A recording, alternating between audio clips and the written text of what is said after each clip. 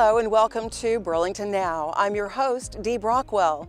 Burlington is the home to many beautiful parks and recreation areas. And at this time of year, we like to heed the call to nature and get outside and enjoy some of those areas. In today's episode, we'll meet several folks who have been working hard to make all of those areas more enjoyable and more exciting for you and your family and friends. And then we'll wrap up by visiting with Burlington Police Department on something that you need to know about. We've got lots of ground to cover, so let's get started. We have the New Leaf Society that's really interested in upgrading the creek and actually turning this beautiful piece of land into an arboretum. And we're going to draw visitors from all over this part of the state to come and visit. And we really want this creek to be an addition, something that's going to attract folks. It's a lot of fun for kids. As a kid, I loved to play in this creek, but we're going to invite young and old and have something that's really going to restore the creek and be something to be proud of and enjoy. There's been several neighborhood meetings. We've had the architects here, we've had the plans rolled out. Folks with the vision have come and talked to folks one-on-one. If there's any questions, they've been here to ask. We've had tents set up and actually met on site. I'm here in Willowbrook Park today looking at the creek and how it flows through the park. As you can see, the creek makes an eddy here, which is what creeks do. The water ebbs and flows on one side and deposits on another side. But when they do undercut like this, it can create problems for the trees around here and can also create problems for walkways and even the road that's nearby. In this case here, the creek's getting dangerously close to East Willowbrook. It's within about 15 to 20 feet of the road now, and in some areas it's probably close as 8 feet.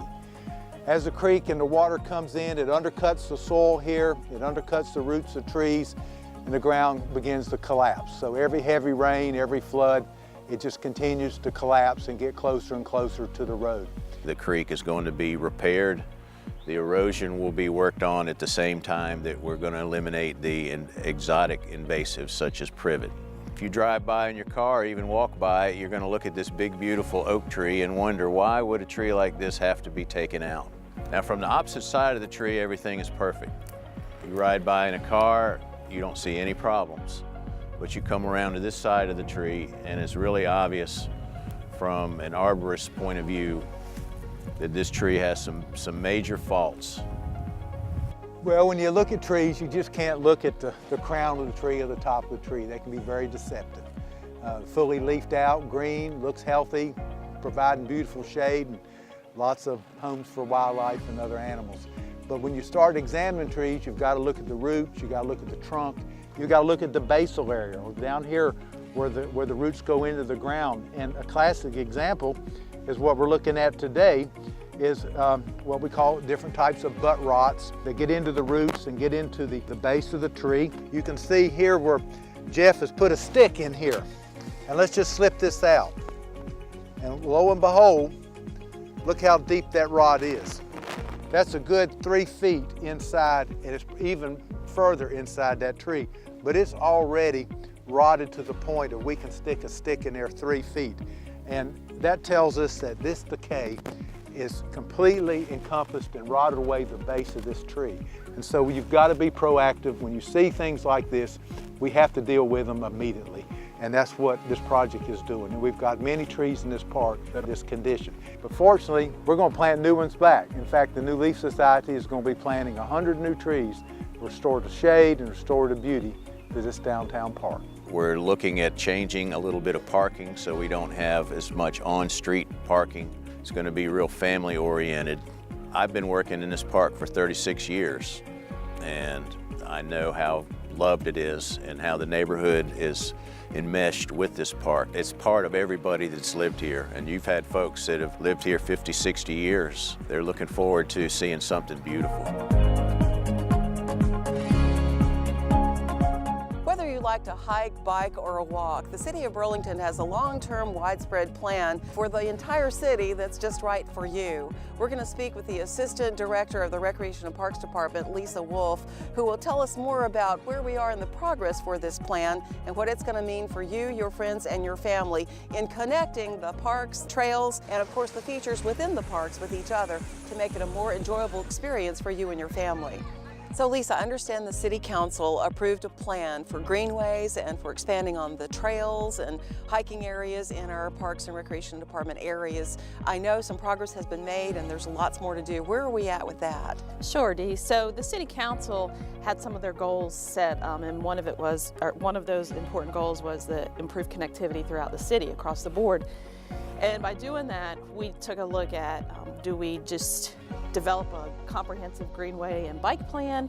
Are there any things that can be done quicker rather than sooner and later?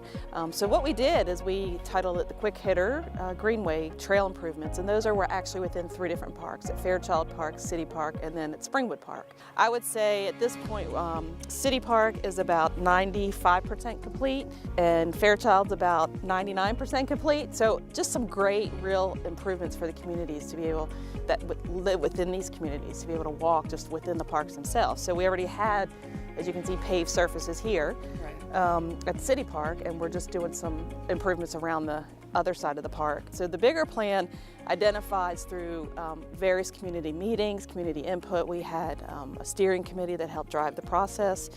We presented it to the council back the end of last summer. They endorsed it, and we're moving forward. And one of the first initiatives in the big Greenway plan is the Front Street Connector, which will be a connector piece of a multi-use trail from Elon University, helping us to get to the downtown area eventually. And we have we have some partners in that first phase of the Greenway.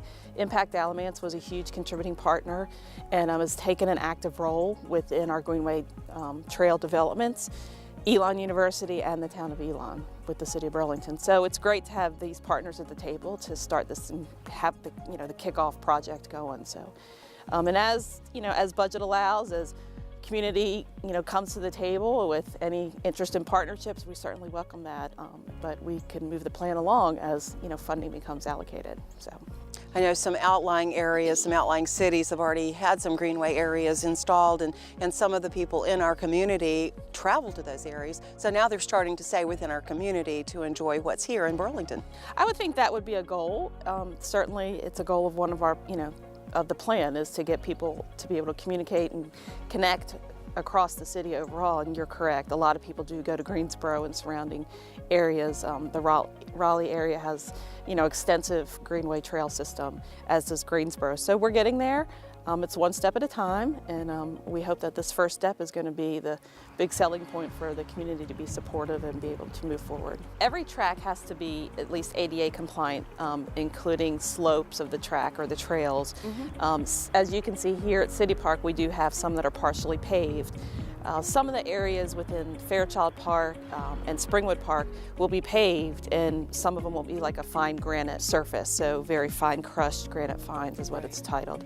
And so certainly it's similar to what we have at Davidson Park on our walking track, our City Park walking track, but these trails in certain areas will have paved surfaces based on erosion control, and then other areas they will be with the gravel surface. So it certainly is a welcoming opportunity for anybody.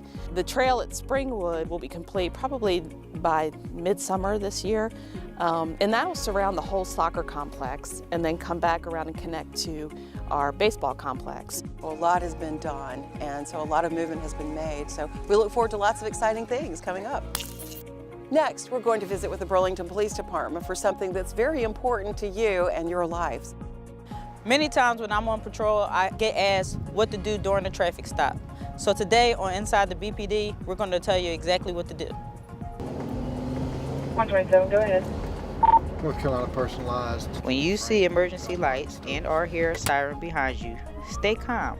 Activate your turn signal, pull your vehicle to the right and off the travel portion of the highway at the nearest point where it is safe to do so. If there is not an obvious safe place to immediately stop the vehicle, turn on your emergency four-way flashers and reduce your speed by about 10 miles per hour to signal to the officer that you are aware of his or her presence.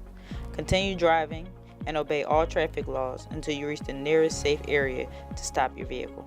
If an unmarked car is stopping you and you have a legitimate question or concern as to whether or not you are being stopped by an actual law enforcement officer, you may call 911 to report your name and location in order to verify that an actual law enforcement officer is conducting a traffic stop. After the vehicle stops, The driver should place the vehicle in park, roll down the window, turn off the engine, and silence any electronic devices and/or your radio so that the driver can easily communicate with the officer. Do not reach under the seats and do not open the glove compartment and begin searching for your license or registration unless you are asked to do so by the officer. Remain calm and refrain from engaging in sudden or unnecessary movements during the traffic stop. Do not remove your seatbelt unless asked to do so by the officer.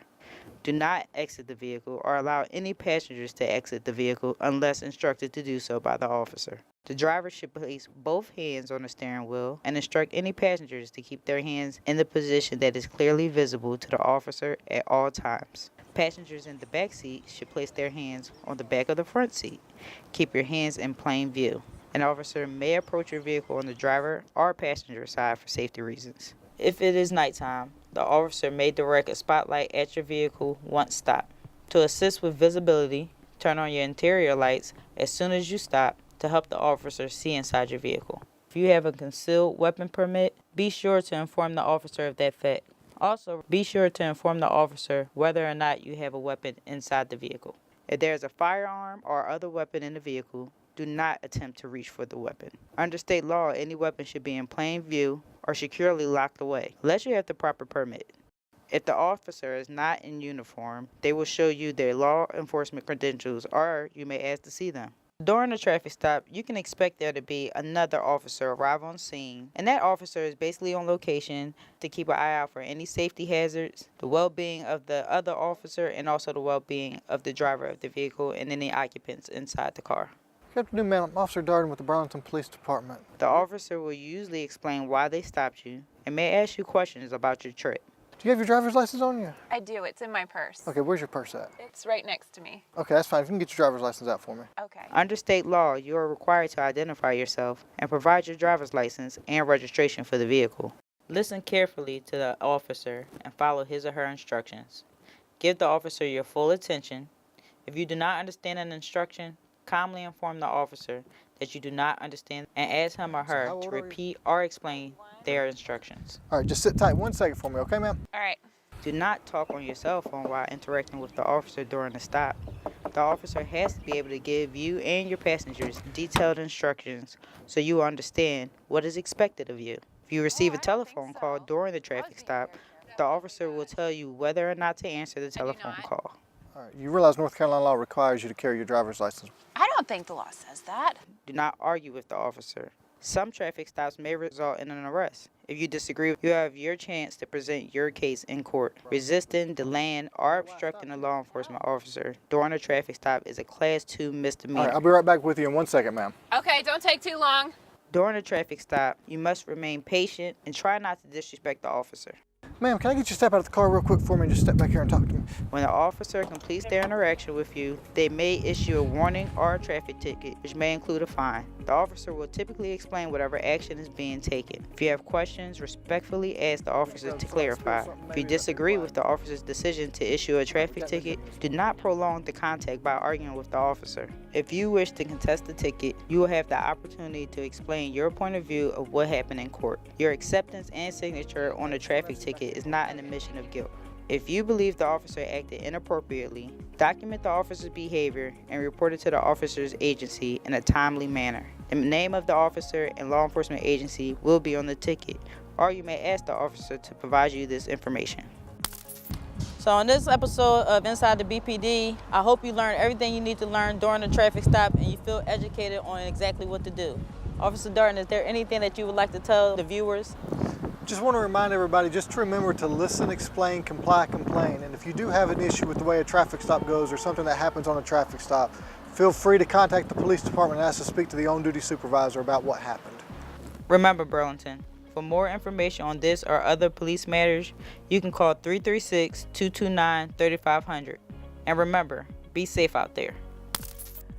Thanks for joining us for this episode of Burlington Now. Until next time, keep up to date with everything going on in the city online at burlingtonnc.gov or Facebook, Twitter, or Instagram at BurlingtonNC.